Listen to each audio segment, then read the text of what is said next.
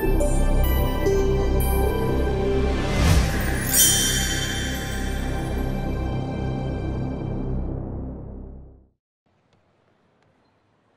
is up, Insomnia? How are we all doing? Oh my goodness, there is a lot of you. Fantastic stuff. Welcome along to Insomnia 57 and welcome along to the Expo stage. Like I said, thank you ever so much coming out and checking us out. There's some amazing content going on this weekend. We've got the Minecraft zone over there. We've got the tournament zone over there. We've got cosplay over there. We've got Yogscast behind us as well. But on this very, very stage, we're going to bring you some of the best content going. We've got the likes of Dan the Diamond Minecart on this stage this weekend. Not bad, not bad. We've also got some guy called Syndicate. I don't know if you guys have ever heard anyone. Syndicate, anyone? Yeah, cool, that's awesome. We've got that, we've got cosplay, we've got talk shows. We have got tons and tons of stuff coming up for you. But before I go on, allow me to reintroduce myself. My name is Matt Taylor Richards. I am going to be your presenter for the Expo stage for the weekend. And right now, a segment we've got coming up to kick things off is one that we love here on the Expo stage. If you guys were at Insomnia 56, you might have seen these guys before. Basically, they do some incredible work in the community with schools and in education using Minecraft, which is an awesome way to get kids and parents alike involved in their education. So, without further ado, I'd like you guys to just give them a warm welcome. Show your appreciation for Stephen, Mr. Cow, Gemma, and the guys from Immersive Minds. Hello, everyone. Insomnia 57, huh? Exciting faces. Look at this, exciting smiles and things. And the adults. Yeah, the adults. We've got some couches over at our area, and I always find it fascinating. Because, like, even this morning we heard it. The adults come over and they go, right, there's some computers. You go play. We're going to be on the couch. And like, that's it. And actually, the point of what I'm here to talk to you about is exactly why you shouldn't just stick your kids on the computer and then go and sit on the couch. My name is Stephen. I run a company called Immersive Minds. And for the last almost 2 decades, we've been using technology in education to teach. Technology is something kids want to play. The average game player, for example, is 35 years old. 48% of those gamers are female. So just in terms of games, there's this huge population of the UK who are into technology. Now, if you take the average game player at 35 years old, that means that when I was at school, because I count myself in around about the 35-year-olds, there was an appetite for games. There was an appetite for technology. I remember back in 1996 saying we could use the original Tomb Raider to teach history and geography. Think of all the stuff we could do. And all the teachers at the time were like, well, there's no appetite for that. Hey, people are waving. Am I getting a Mexican wave? That was awesome.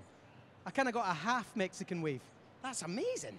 Anyway, I'm quite sure it wasn't for me. So, yeah, so I said, so there was an appetite for it, but everyone said, you know, all the teachers at the time, the education system at the time said, well, you know, it's a game. It's a game. And what always fascinated me was I would say, listen, why don't we play Tomb Raider and we'll raid Egyptian tombs?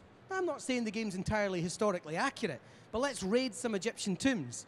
And the same teachers would say to me, no, I'm not doing that.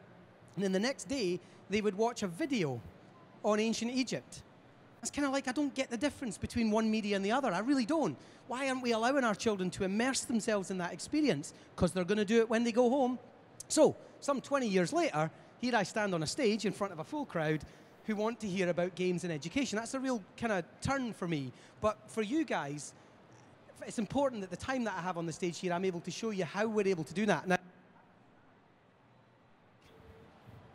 oh, there's back, right. So at our stand over there, we've got a whole host of different games. Come over and play at STEM engineering. Come over and look at, we've got Universe Sandbox. You can change the size of the sun and watch it suck the earth in and we'll all just die. Love doing that. I often say to the kids, what would you do if you could change any element of space? And they say, I'd get rid of the moon and watch the seas dry up. And that's genuinely what they want to try and do. But you know what?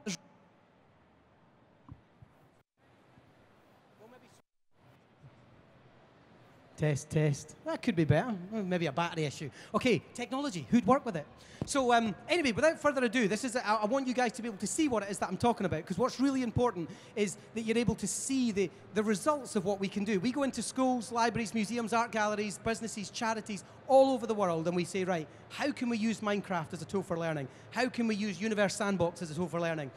And we're able to show how that's done. So if we could just cut to Minecraft, my lovely assistant, Gemma, is going to take us through the worlds that we built. Now, we have dozens of education worlds filled with hundreds and hundreds of curriculum-linked lessons. So if anybody's thinking, where does the learning come from? We work from the curriculum up. We go into schools and we say to the teachers, what are your outcomes? What are your experiences? What do you need these children to learn? And we will build worlds and use off-the-shelf games to make sure that happens. And it doesn't just have to be curriculum learning either. It can be soft skills development. How do we use technology to teach our children patience, decision-making, communication, collaboration, self-assessment? How do we do all of that while using technology?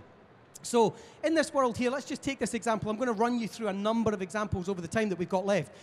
Just in the distance there, you'll see a QR code. Gemma, if you could go to the QR code for me, please.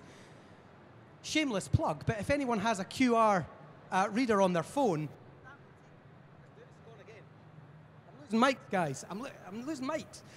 That will take you to my website. Here he comes. Here he comes.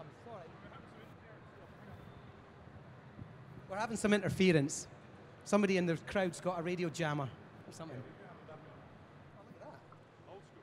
Old school. So, what's really nice about this though is any QR code and you like. We get the kids to create, so they're doing World War I, for example, project World War I. We get the kids to explore World War I, study it, go online, do all the research, find the pictures.